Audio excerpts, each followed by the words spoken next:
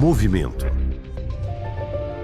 A Iochpe-Maxion é líder global na produção de rodas automotivas e um dos principais produtores de componentes estruturais automotivos das Américas, com 31 unidades fabris que se espalham por 14 países, empregando cerca de 15 mil funcionários. Tudo isso em 2 unidades de negócios automotivos. A Maxion Structural Components, que produz longarinas, travessas e chassis montados para veículos comerciais e conjuntos estruturais para veículos leves. E a Maxion Wheels, que produz rodas de aço para veículos leves, comerciais e máquinas agrícolas, além de rodas de alumínio para veículos leves.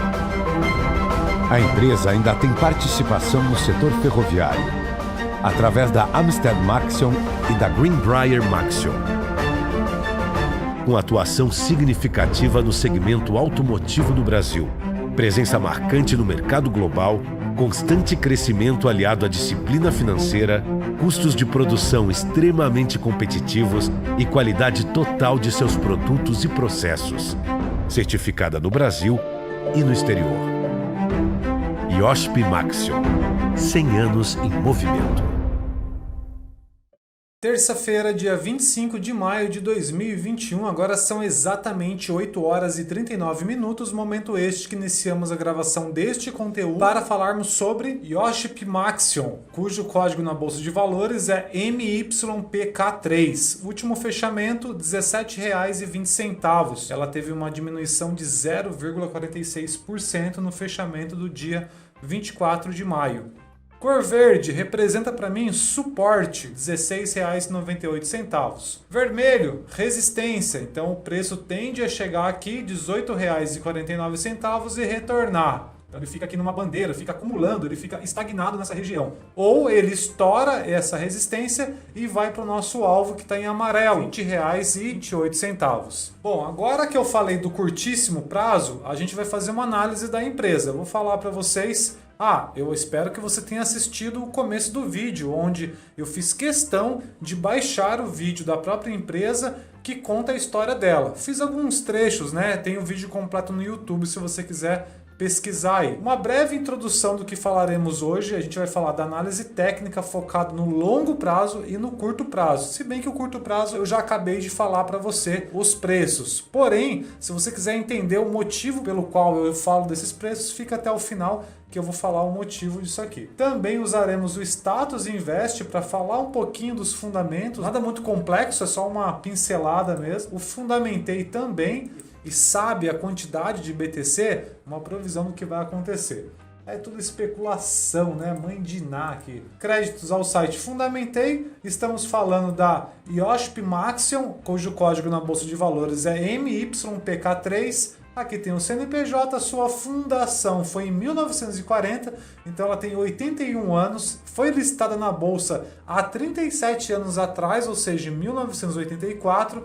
O número de empregados computados em 2018, aproximadamente 7 mil funcionários. Sua sede é em Cruzeiro, São Paulo. O setor é automotivo, suas características: líder mundial na produção de rodas automotivas e conta com 33 unidades fabris localizadas em 14 países. Segmento: novo mercado, 100% de tag along, um free float de 54,7%. Muito bom esse free float, tá? Aqui a gente chama atenção para um sócio majoritário que é o Alaska Investimentos. Quem não conhece o Breda aí, que vive falando da Cogna, né? Ele também está nessa empresa aqui. Nos últimos 30 pregões, o menor número de negociação que foi de 3,4 mil negócios no dia 20 de 4 de 2021. O seu melhor dia foi no dia 21 de 5 de 2021, com 15.000,2 negócios. Quanto ela investiu para ter essa receita líquida? E aí ela tem um resultado que é o lucro líquido. Então aqui, ó, de 2016 até 2019, esse lucro líquido ele vinha aumentando, né? Exceto aqui, ó, que deu uma diminuição, mas bem pouquinho.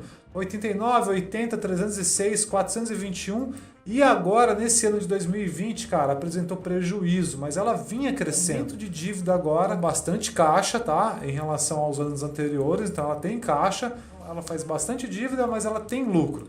Então, dívida não quer dizer que é ruim, tá? O que é ruim é isso aqui, ó. Sua dívida líquida sobre o EBITDA, ela não é legal. 1.0 seria legal, valeu? Aqui eu gosto de mostrar para vocês, 3 pontinhos azul é 2019 e esse pontinho aqui é 2020. Fazia dívida e o lucro acompanhava e gerava o caixa. 2019 para 2020 pegou todo mundo, né? A crise foi complicada. O que ajudou ela foi o setor agrícola. Caminhões, tratores, trens, enfim, ela está sempre em movimento, como eu disse lá no vídeo inicial, valeu? Então, assim, é muito importante que você fique ligado nisso, que não é porque a empresa está muito endividada que ela é ruim. O que é ruim aqui é que a dívida atual não gerou lucro.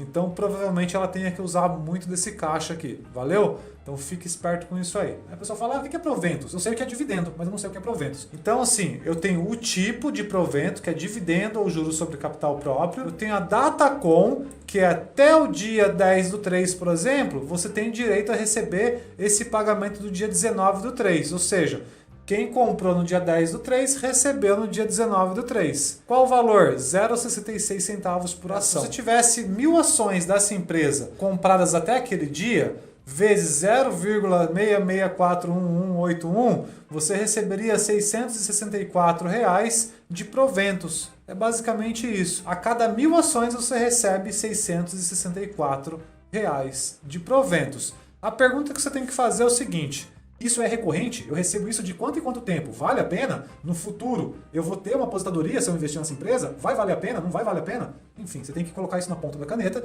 e ver se vale a pena. Cada empresa distribui uma porcentagem de proventos. No caso dela, qual é a porcentagem histórica? A gente consegue ver aqui, ó, de 2011 até 2020. Se a gente colocar na média aqui, ó, uns 2,47%. Cadu, então eu vou comprar 10 mil ações. Ó, você tá com bala na agulha, hein? Ó, 10 mil vezes R$172 mil hoje para comprar essas 10 mil ações. Quanto que elas renderiam na média para você por ano? A gente está falando de R$24.700. R$2.058 você vai receber por mês livre de impostos, tá? Lembrando que o dividendo aqui no Brasil ele não é taxado.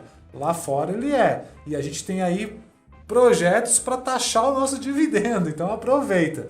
Imagina você receber na sua conta aqui, ó, esse valor todo mês. Legal, né? Então, se você vier receber cerca de R$2.000 aí com a Maxion, com a Itaúsa você pode receber cerca de R$4.000 investindo, né, aquele mesmo quantidade de ações. Ou seja, você precisa ter 10 mil ações também de Itaúsa. Valeu? Só uma reflexão. Ela pagou todos os anos? Isso é importante você saber. Porque às vezes você vê o dividendo aqui, absurdo. Fala, caramba, essa empresa aí pagou um provento lascado esse ano. Então, se você comprou lá em 2009, esperando que esse dividendo seria igual ou maior, você se frustrou. Mas ela paga todo ano. Paga todo ano, ó, todo ano. Ó. 2008, 2009, 2010, 2011 e vem vindo. Ó. Ela não pulou um ano. Até 2020. E agora a gente tem 2021. Eu inventei a tese, olha só. Que pretensão a minha, hein? Mas, enfim, na minha concepção de investidor, de fluxo de comprador e vendedor, faz sentido pensar assim. O mercado ele começa antes aqui, ó. Ele precifica antes e aí eu espero um sinal técnico para entrar com mais segurança. Quando ele cruza a média, eu encaro que sim, ela encarou um movimento de alta baixo. Isso falando de longo prazo. Mas toda essa expansão aqui entre um X e o outro, eu consigo operar no curto prazo, que eu vou falar no final para vocês, tá? Ela costuma ficar acima de 1.000 dias se valorizando. Então, comprei o ativo agora. Ele vai continuar se valorizando ou ele vai parar de se valorizar? É um comportamento legal da gente filtrar. Então, essa valorização toda, ela durou lá de setembro de 2003 até dezembro de 2007. Então, eu posso colocar 5 anos na primeira valorização. A segunda valorização, ela foi de janeiro de 2009 até abril de 2012. Quanto tempo dá? 3 anos. Então essa aqui durou um pouquinho menos. Após 3 anos ela começou a realizar. Nossa última valorização foi de 2015 até 2018. Também 3 anos. Então, quanto tempo pode durar essa valorização até atingir essa valorização? E aí eu tento identificar agora por comportamento, imaginando que ela pode continuar essa valorização, esse movimento de alta que começou após esse fundo aqui, ó, de 3 a 5 anos.